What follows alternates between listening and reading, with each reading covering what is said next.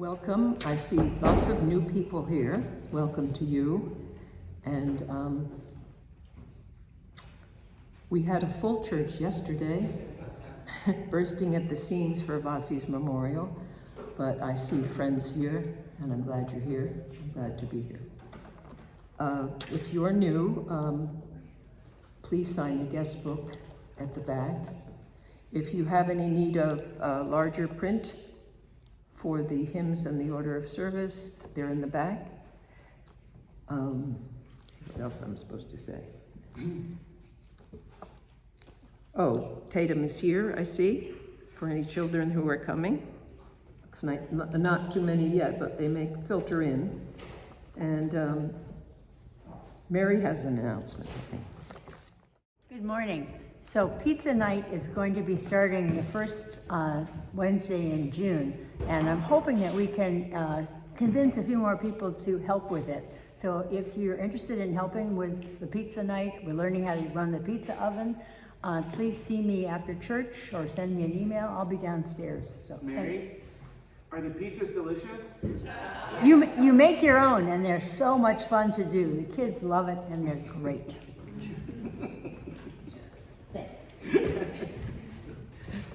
Another announcement is there's a wonderful looking chamber music concert here. It's been in the listserv if you look at that. It's quite amazing that we get that quality of musicians here thanks to the people who run that program. Please join us for coffee downstairs after the service, and please silence your phones. And there are lots of other things in the order of service, so you'll know what's going on. So let's do our ingathering song, which is Sound Over All Waters, number 122. As I was thinking about opening words yesterday, I looked at the order of service that you have, and I saw the paragraph about the theme for the month of May, which is imagination. The paragraph asks these questions. How do we allow imagination to play a role in our lives? What would it be like to allow imagination to run our inner lives, in our relationships with others, in our institutions, and in our connection to all that is? Then I found more questions in Leon's paragraph about his reflection. What is most important in life? What are we here to do? How can we make sure life is fabulous and blessed? These are all good questions, but I'm afraid imagination has gotten lost in the crossfire of the chaos and cruelty of our times. This was true even before the election, and now it's even worse. We need new answers. We, and especially people in power, need to imagine a different kind of world, a different way to live on this earth. Or as the song we'll sing at the offertory says, we need to take extraordinary care of the earth, our only home. Or as John Lennon put it, imagine there's no heaven. It's easy if you try. No hell below us, above us only sky. Imagine all the people living for today. Imagine there's no countries. It isn't hard to do. Nothing to kill or die for, and no religion too. Imagine all the people living life in peace. You may say I'm a dreamer, but I'm not the only one. I hope someday you'll join us and the world will be as one. Imagine no possessions. I wonder if you can. No need for greed or hunger, a brotherhood, a sisterhood of all. Imagine all the people sharing all the world. You may say I'm a dreamer, but I'm not the only one. I hope someday you'll join us and the world will live as one.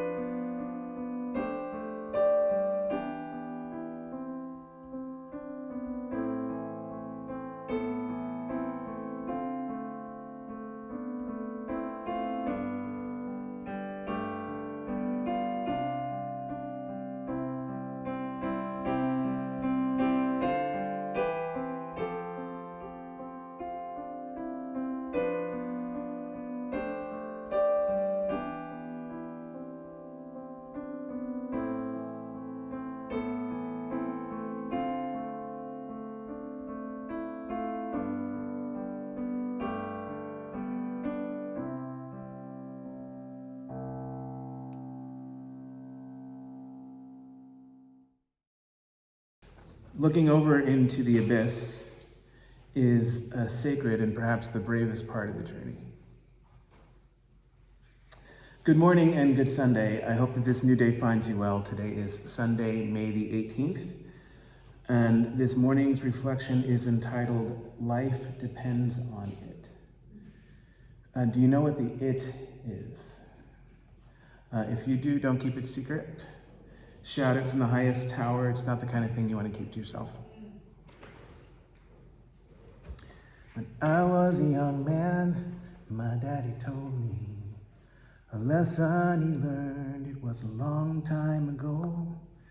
If you want to have someone to hold on to, you're gonna have to learn to let go. You gotta sing like you don't need the money, love, like you've never been hurt.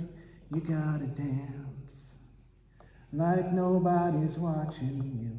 It's gotta come from the heart if you want it to work. Let's just sing the chorus. So it's, you've gotta sing like you don't need the money. You've gotta love like you've never been hurt. You've gotta dance like nobody's watching you. Okay, so the first line is, you've gotta sing like you don't need the money, love, like you've never been hurt. You've gotta dance, dance, dance, like nobody's watching. It's gotta come from the heart if you want it to work. In a week, we'll be ready for the road. They say that you can never step into the same river twice because the river water is always rushing. The river itself changes, but we jump in anyway. Where do the rivers of life begin? I think they begin with the setting of intentions. Setting intentions as if our life depends on it, as if our lives depend on them, and they do. When river sets intention, it's always for the purpose of running free. How much like the river are you and me? How free are we? There's a poem about being free, and it goes like this. If freedom is nothing more than being able to choose your own cage, as I suggest that it is, then perhaps the fun comes from being an escape artist. In recognizing the cage that you're in, deciding how long you will settle for it, and then, when you want out, seeing how clever you are at slipping through the wire. Perhaps the good life, the full life, is nothing more than every once in a while pulling yourself through a hole in the roof and standing up triumphantly and looking down with a hot damn and then around with a holy cow. The poet didn't write holy cow. The poet cursed to show the terror and disdain that comes from achieving one's goals. Set your goals high. Set them high. The poem brings up an interesting idea, a question that we ask ourselves. Is freedom truly the ability of being able to choose one's own cage? Most cages are not of our own choosing. The cages of personal ignorance, the cages of political consequence, the cages of judicial punishment, jails and prisons, detention centers, and concentration camps. Other cages, rarer cages, are ones of rigorous creativity, cages of endless delight. Ask Lily about that cage. Cages of faith and joy and love and hope. If we choose well, we can be prisoners of such things. It just depends on our intentions. Cornel West is a prisoner of hope. Being a prisoner of hope is hard. It means being a student of Cornel West. And he's pretty smart. Against the odds and against the grain, he remains a prisoner of hope even in times like these, which is to say, especially in times like these. That's when it matters most. In challenging times, he said, I have no reason to be optimistic. To be optimistic is to be confident about the future. It's hard to be confident about the future when we don't know what's in store, when we don't know what happens next. Having a positive attitude about an uncertain future is not hopefulness. Hope depends on a different kind of faith. West tells us that hope is not the same as optimism. Hope cuts against the grain. Hope is participatory. Optimism looks at the evidence to see whether the evidence allows us to infer that we can do X and Y. Hope says, I don't care about the odds. I'm going to press on anyway. I'm going to move forward anyway. In order to press on, in order to move forward, it's a good idea to set intentions as if our lives depend on them. I rewatched a movie called Apollo 13 this week. I love that movie. Tom Hanks, Kathleen Quinlan. It came out 30 years ago. The film was about a rocket ship called the Odyssey. It was about what they called a successful failure, the successful failure of 1970 when NASA launched an almost fatally flawed spacecraft into outer space en route to the moon. Mid-flight, explosive disasters nearly took the lives of the astronauts, Fred Hayes, Jack Swigert, and their captain, Jim Lovell. As Lovell explains at the end of the film, something went horribly wrong. A damaged coil built inside the oxygen tank sparked during a cryostir caused an explosion that crippled the Odyssey. It was a minor defect that occurred 2 years before I was even named as the flight's commander. After the crippling explosion, the three men in the Odyssey, and the whole team at NASA worked tirelessly, seeing to the safety of the mission and the safety of the astronauts who needed to travel 365,000 more miles to get back down to Earth. These men ventured to the dark side of the moon. Things change when one encounters something one has never seen before. One is forever changed by looking into unimaginable horizons. In a pre-flight interview, Jack Swigert explained that when you go to the dark side of the moon, when you enter the shadow of the moon is completely in between you and the sun, you see their stars that are more brilliant than anything you have ever seen on Earth, even on the clearest of nights. And then you pass into the lunar sunrise and the lunar surface, and it must be an awe-inspiring sight. I can't wait to see it myself. Jack Swigert was so excited. He was hoping to see something he had never seen before, and he did see that incredible sight. It's just that as he did, he feared for his life in the most incredible of ways, in the most impossible of ways, how to return to Earth in a wounded spacecraft. We are forever changed by looking over into unimaginable horizons. We are changed by awe-inspiring sights, and we may need a reset after engaging with them. We may need to uncage part of ourselves.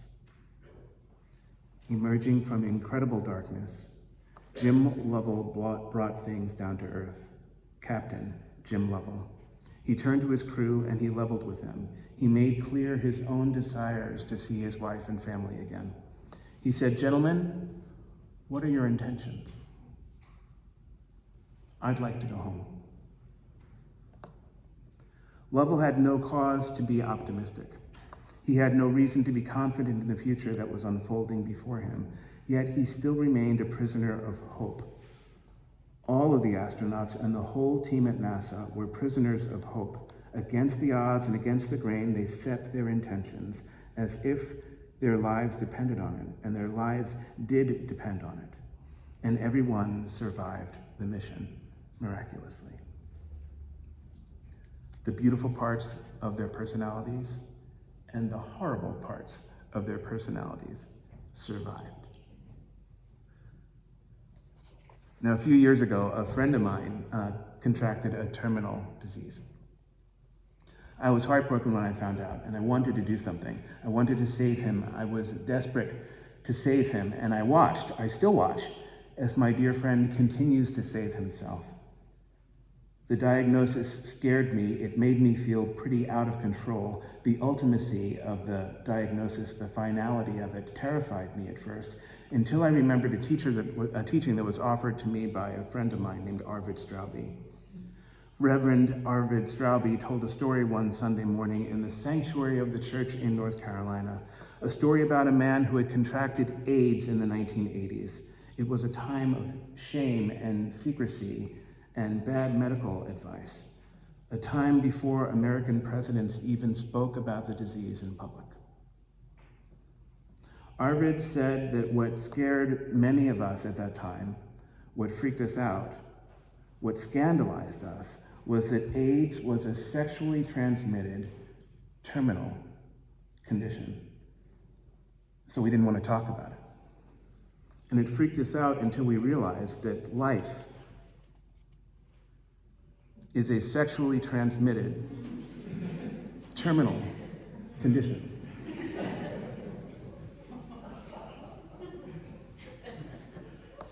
Such ultimacy, such finality lays in an abyss of great unknowns, and we are sore afraid to look over the edge.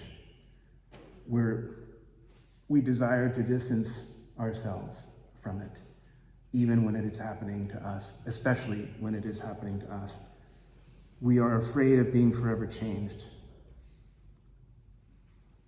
All of us are afraid, even Captain Kirk. And he was the astronaut of astronauts, as it were. Imagine the imagination that went into the creation of that series. Captain Kirk was born on March 22nd in the year 2233. This is to say that Captain Kirk will have been born on March 22nd, 208 years from now, even though his famous sci-fi show debuted 59 years ago on NBC. You with me? Okay. The imagination is complicated. William Shatner, the Canadian actor who played the role, was born on March 22nd of 1931, exactly 302 years before his famous fictional character. On October 13th of 2021, Bill Shatner did a crazy thing. He went, like his fictional character went, into outer space. And then he came back to tell a tale about it. He said, "We were cleared for the launch, and the countdown began. With all the attending noise and fire and fury, we lifted off. I could see the earth disappearing as we ascended, and at once I was aware of the pressure, the gravitational force pulling at me. At 2 times the gravitational pull of the earth, I tried to raise my arm and I couldn't do so. I could barely do so. At 3 times, at 3 Gs, at 3 times the gravitational pull of the earth, I felt my face being pushed down into my seat. I didn't know how much more I could take. How much can a 90-year-old body take?" And suddenly it was over. The rocket escaped gravity. Suddenly everything was weightless. On the emotional level, it's cool for poets to muse about gravity and write playfully ironic, well-metered lines like John Mayer did when he wrote, "Gravity is working against me. Gravity always wants to bring me down." It's compelling to be playful about gravity when one's feet are planted firmly on the ground.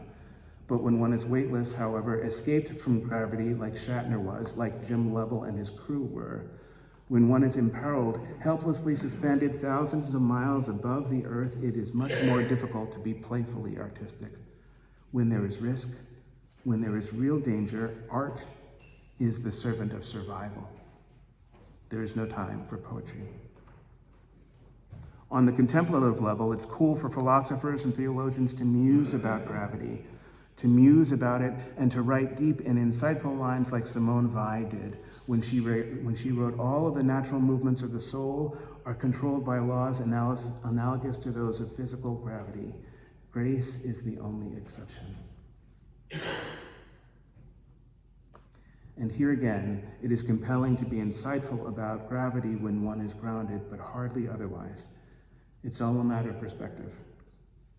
Now, I'm working on a ministerial project right now, an analysis of the musings of a man named James Baldwin, particularly the things he shared in conversations with William F. Buckley. Do you know who William F. Buckley is?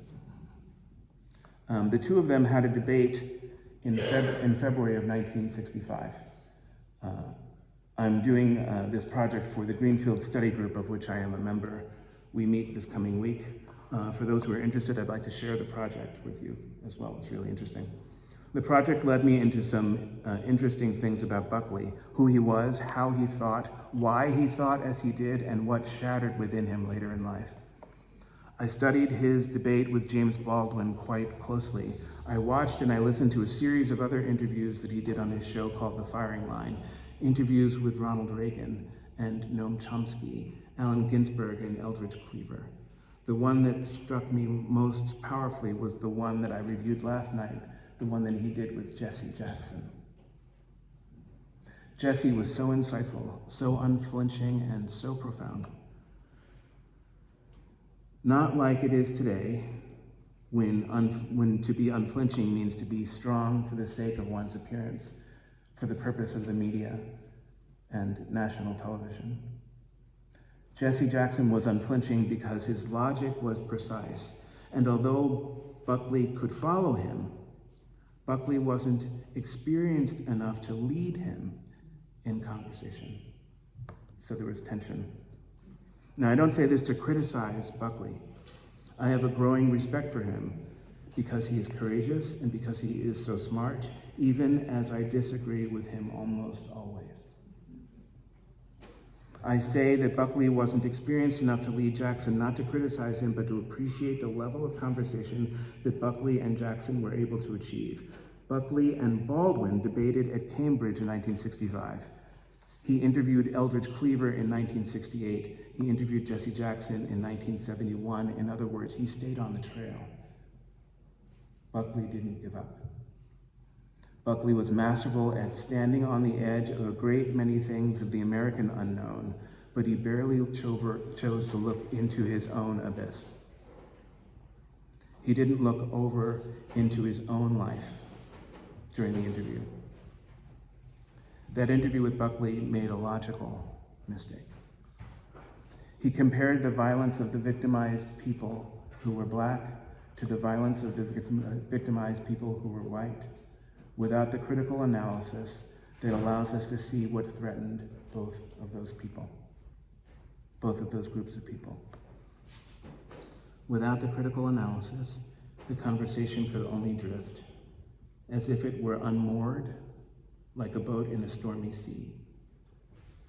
Jackson tried to anchor the conversation. He tried to reestablish a more level playing field.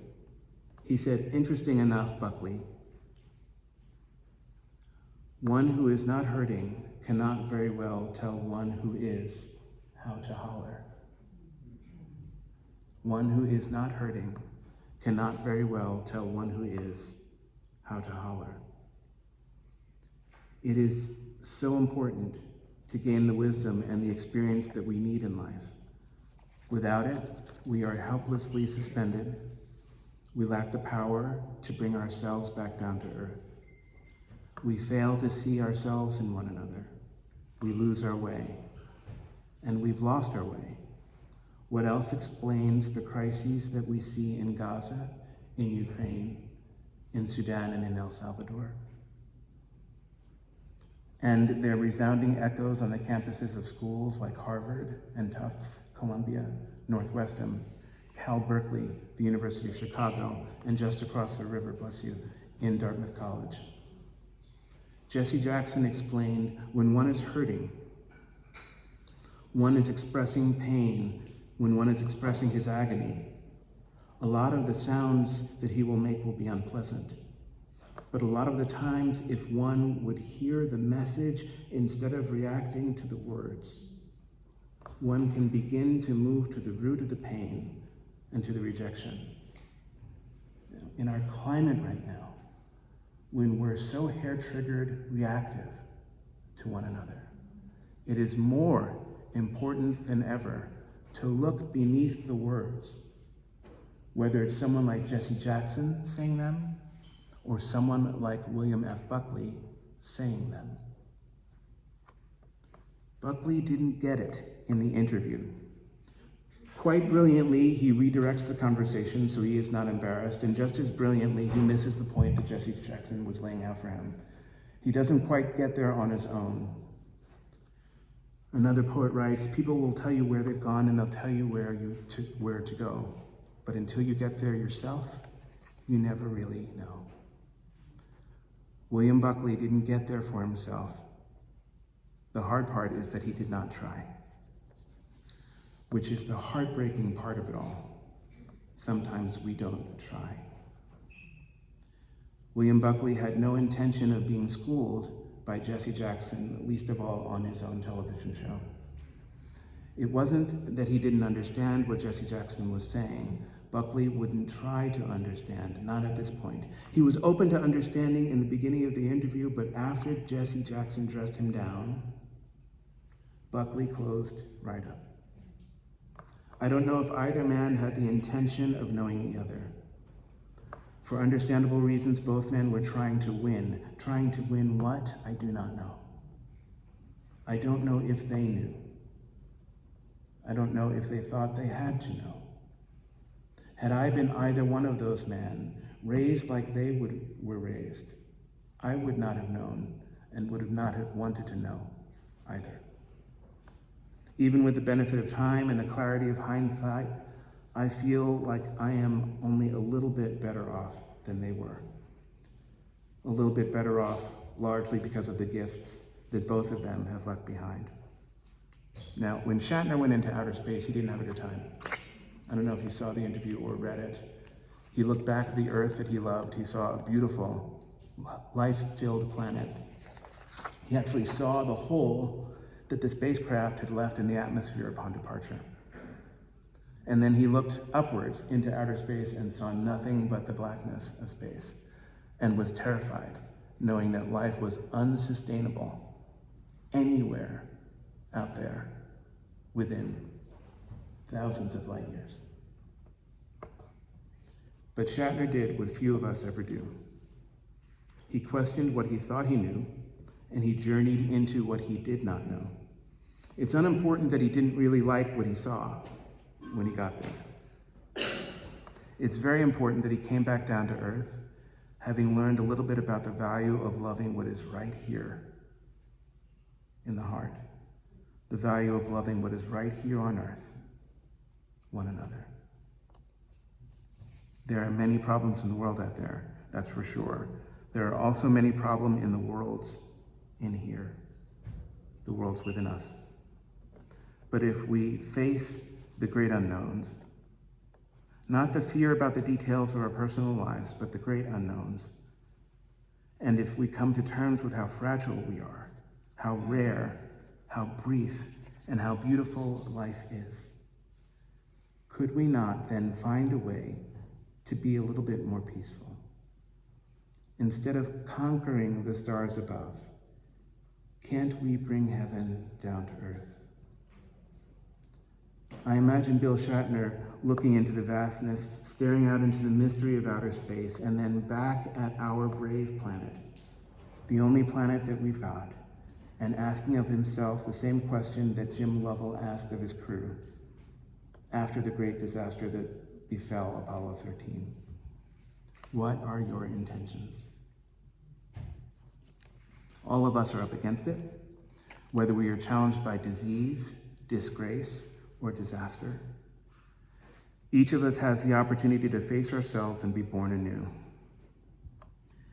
The American goldfinch, the bird on the cover of your orders of service, is a symbol of spring newness and rebirth. I wonder what it's like to be an astronaut returned from the brink of disaster. I wonder what it's like for any of us when life changes and we wonder if we will ever be home again home in the same ways that we've remembered? The answer is probably not. We can't return because we change along the way. All of us grow along the journey. And the answer is definitely yes. Yes, for sure. We can return. We can step into the same river twice when we do so intentionally. Singing like we don't need the money. Loving like we've never been hurt. And dancing like nobody's watching. We can step into the river as often as we like, as long as our intention is to do so in joy. May our faith redeem the blunder of believing that our thought has displaced the grounds of wonder which the ancient prophets taught. Every so often these hymns just get me. It's a beautiful line. I hope you go out into the day, into this rainy day and the cold to come, with a warm heart and dry feet and courage for the journey. May you do so bravely, honestly, and compassionately. May it be so. Blessed be, and amen.